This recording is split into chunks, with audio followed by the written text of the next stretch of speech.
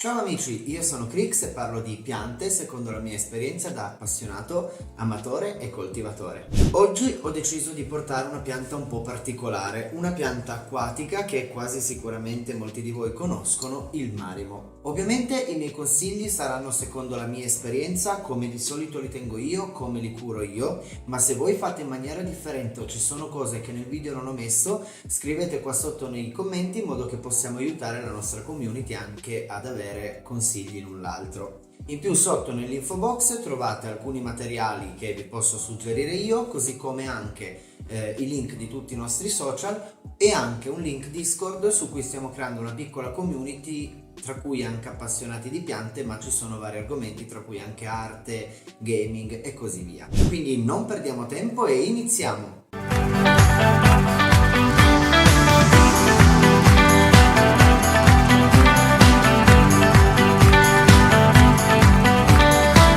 Questa è la pianta degli innamorati. Proprio in Giappone c'è una leggenda, in poche parole, che narra di due innamorati che non potevano stare insieme, se non ricordo male perché le famiglie lo vietavano, quindi sono fuggiti in un lago e hanno trasformato i loro cuori, loro stessi, in alga, diventando due marimo e potendo così vivere per sempre insieme.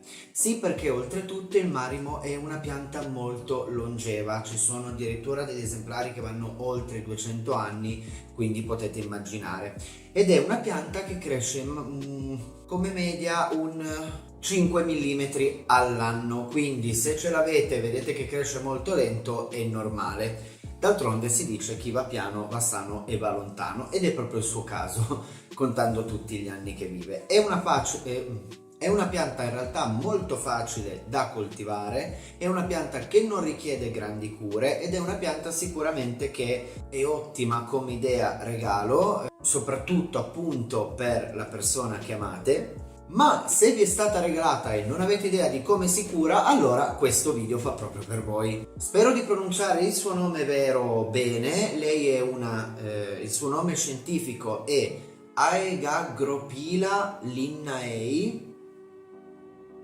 Avete capito? In natura può raggiungere anche dimensioni di più di 30 cm. Non sempre la loro forma è sferica, ma normalmente quelle sferiche sono rotonde perché vengono, diciamo così, cullate dall'acqua sul fondale marino, riuscendo poi a creare questa bellissima forma che è tanto carina e che di solito teniamo noi in casa. Le temperature possono variare dai 5 ai 23 gradi centigradi. In realtà la temperatura dell'acqua con cui ce l'avevo quest'estate è arrivata anche ai 25, le mie non hanno patito per fortuna, però prestate attenzione se fa troppo caldo.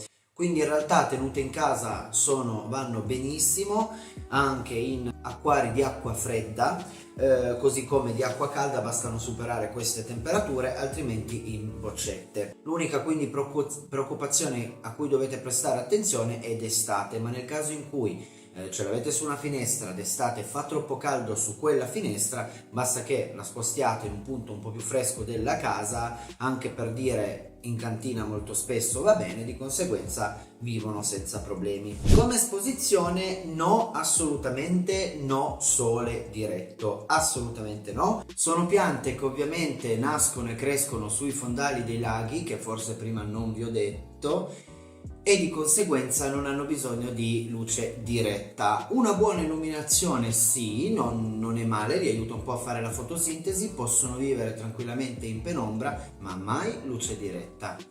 Il nostro terreno in questo caso è una boccia, può essere delle pietrine, può essere anche un po' di terra, può essere la ghiaia per acquari. Come più vi piace il design della boccia, non preoccupatevi, e possiamo metterlo direttamente in appunto bocce aperte o anche, perché no, acquari. Possiamo metterlo anche in vasche o in laghetti esterni, purché facciamo attenzione che le temperature non scendano sotto i 5 gradi e che non prenda luce diretta del sole. Come annaffiature, non ci mettiamo sicuro ad annaffiarli con l'annaffiatoio, però c'è da dire che l'acqua va cambiata. Personalmente la cambio in autunno ed inverno una volta ogni 2 settimane, in primavera anche in realtà, e in estate quando fa molto caldo vado a cambiarla invece una volta a settimana, semplicemente per mettergli un po' di acqua fresca. L'acqua può essere tranquillamente quella del lavandino o quella delle bottiglie o anche, perché no, quella piovana. No alla concimazione, ecco perché non va bene l'acqua distillata, ma va bene quella del rubinetto. Loro prendono il loro nutrimento dai sali, che sono praticamente dei minerali che sono dentro la nostra acqua, quindi non richiedono concimazione, non concimatele assolutamente e non utilizzate mai l'acqua distillata come fareste per esempio con le piante carnivore. Il travaso non è che richieda tutto questo travaso, potete cambiare boccettina quando volete, è una pianta che non si offende se ogni tanto la spostate da una boccia all'altra, ed è una pianta che in realtà non richiede grosse attenzioni, a meno che però ovviamente dovete fare attenzione che il boccettino non diventi troppo piccolo per questa pianta. Per esempio in una di queste dimensioni un marimo è più che sufficiente, finché non cresce ovviamente. In una di queste qua invece, che è un po' più grande, potete metterne 2, 3 se il terzo è un po' più piccolo. Quindi il travaso va fatto più che altro quando dopo anni il marimo cresce e di conseguenza richiede una casa più spaziosa. Altrimenti lo potete fare quando volete, se volete cambiare design alla boccia, se volete cambiare boccia, se volete spostarlo dalla boccia all'acquario, non fatevi problemi. Come riproduzione io conosco un modo che si divide in due, la divisione. La divisione possiamo forzarla noi oppure può avvenire in maniera naturale. Se avviene in maniera naturale, dalla nostra bolla si creerà una piccola testolina che poco a poco uscirà e poi si staccherà da sola. Se succede questo, non forzate la cosa, lasciate che avvenga in maniera naturale. Sì, ci vorrà un po' di pazienza, ma ne varrà la pena. Altrimenti possiamo prendere noi il nostro marimo, allungarlo, magari schiacciarlo leggermente in fuori e andarlo a tagliare proprio al centro. Le due parti tagliate le dobbiamo poi prendere, arrotolare e chiudere bene in modo da dargli di nuovo una superficie sferica, e poi con un filo possiamo andarlo a legare un po' a tutto attorno, tipo un gomitolo. Lo lasciamo qualche mese nell'acqua legato in modo che i tessuti tagliati vadano a rigenerarsi e a prendere la nostra forma sferica, e poi potete rimuovere il filo. Fate delle prove, quando togliete il filo, se vedete che si apre ancora un po', rimettetelo ancora per qualche mese, altrimenti potete lasciarlo lì. Non conosco malattie comuni ai marimo. Diciamo che i marimo possono patire solo per due principali motivi: acqua troppo calda, quindi il marimo non starà bene, o luce diretta, e quindi non starà bene neanche in questo caso. Se vedete che il marimo, anziché tenere un colore bello verde, inizia a diventare marrone o diventare verde chiaro, allora lì c'è qualcosa che non va. No luce diretta, no acqua sopra i 25 gradi. Un'altra cosa che può avere, che può succedere, è la stasi vegetativa. Se tenete troppi marimo in un barattolo piccolo, si rubano i nutrimenti uno con l'altro e quindi alcuni potrebbero perdere volume e diventare più piccoli. Ecco, questi sono gli unici 3 problemi che possiamo avere, che conosco io col marimo. Come cure, questa è la parte divertente. Adoro cambiargli l'acqua, perché quando gli cambio l'acqua vado a ridargli la forma sferica, cioè ce l'hanno sempre, però vado ad accentuarla di nuovo un po'. Praticamente lo tolgo dall'acqua, lo strizzo un po' e vado proprio a farlo girare un po', come chi di voi mi segue sul craft per esempio faccio con l'argilla quando devo fare una pallina.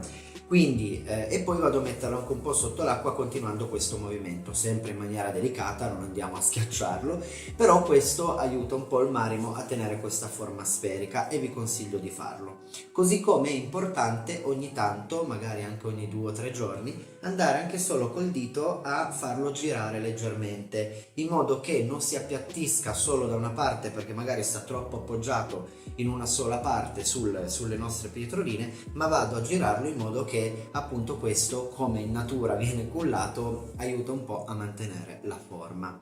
Un'altra cosa carina, interessante che possiamo fare è mettere un po' di acqua frizzante ai nostri marimo. Sì, è divertente metterlo in un bicchiere e buttarci dentro direttamente l'acqua frizzante, frizzante per vederlo girare, ma quello è un meccanismo, è una cosa che possiamo fare una volta e poi finisce lì, anche perché non penso che gli faccia così tanto bene. Ma una cosa che possiamo fare è mettere anche solo 2/3 di acqua del rubinetto e 1/3 di acqua frizzante, perché l'acqua frizzante contiene anidride carbonica. Se poi noi lasciamo il nostro marimo in un'esposizione abbastanza luminosa, quindi non luce diretta ma un po' più luminosa, quindi lo aiutiamo a fare una buona fotosintesi, lui assorbirà l'anidride carbonica dell'acqua frizzante e la trasformerà in ossigeno, quindi potreste vedere il marimo che ogni tanto spara delle bollicine e gira un po'. È molto carino, è molto interessante, quindi se volete farlo provatelo e ditemi i risultati. Ed ecco qui le mie piante. Io ho 3 esemplari di marimo. Il primo, questo qui, questa boccettina, ha più di 2 anni,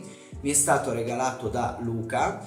Tra l'altro sono contento perché questa è una delle poche piante che non mi è mai capitato di veder morire, nel senso, molte piante che ho adesso, che magari ce l'ho anche da molti anni, magari avevo già provato ad averle in adolescenza quando non ero molto pratico, quindi mi è capitato quasi tutte le piante che ho di vederle morire almeno una volta e doverle ricomprare o ritagliare e così via. Questa per fortuna è una pianta che non ho mai visto morire, ecco, ora se me la tiro, però e dentro questa boccettina qua un po' più piccolina con della ghiaia e una pietrina dentro, ha ancora tra l'altro lo stemma della marca, credo. Può capitare che sulle boccettine rimanga un po' di calcare, non preoccupatevi, è normale, da fuori potete pulirla un po' con il prodotto per i vetri, da dentro assolutamente no, perché direi proprio di no. Però ecco, ogni tanto potete dare una pulitina solo per il giusto, per il calcare, perché magari non è tanto carino da vedersi. Questo mi tiene una forma sferica in maniera molto naturale, è cresciuto anche se poco, è già molto più grande perché era molto più piccolo di così. Contando che ha una crescita lenta non mi lamento. Invece questi due sono insieme perché questa boccia era più grande e lo volevo mettere qua, perché in realtà il secondo mi è stato regalato da dei nostri amici Matteo e Chiara, che ringrazio ancora, per il mio compleanno. Qua invece c'è della ghiaia nera molto molto carina, ma un po' più difficile da pulire, infatti devo usare uno scolino super fine perché rischio sempre di perdere qualche pezzo in giro, e delle carinissime conchiglie. Quello più grande, quello che mi hanno regalato loro, invece l'altro più piccolo è il mio ultimo marimo, quello nuovo, che purtroppo quando mi è arrivato non era molto sferico, era un po' rovinato. Non mi sono dato per vinto, l'ho preso, ho messo il filo come vi ho spiegato prima, l'ho lasciato qualche mese e poco tempo fa sono andato a rimuovere il filo. Adesso ha una forma, direi, rotonda, magari deve ancora un po' crescere il pelo perché aveva tenuto il pelo un po' deformato su alcune parti, ma quella chi se ne frega, l'importante è che stia bene. Quindi una volta che si è ripreso poi del tutto, che vedo che è un bel batuffolo verde rotondo, questo terzo qua voglio andarlo a mettere nell'acquario con le altre piante acquatiche. Dovrei avervi detto tutto quanto. Ovviamente se volete aggiungere qualcosa o se avete domande scrivete sotto, vi sarei veramente tanto grato se supportaste il canale con un bel like e magari un bel iscriviti, grazie. Sempre qua sotto nei commenti però vorrei sapere cosa vorreste vedere in uno dei prossimi video, perché io ho talmente tante cose che vorrei portare che non so mai da dove iniziare e per me è veramente un delirio. Se so però che a voi può interessare di più un argomento rispetto a un altro, magari mi aiutate anche un po' a prendere spunto da lì per andare avanti. Dovrei proprio avervi detto tutto, quindi spero che vi siano state utili queste informazioni. Alla prossima, un abbraccio, ciao da Cri!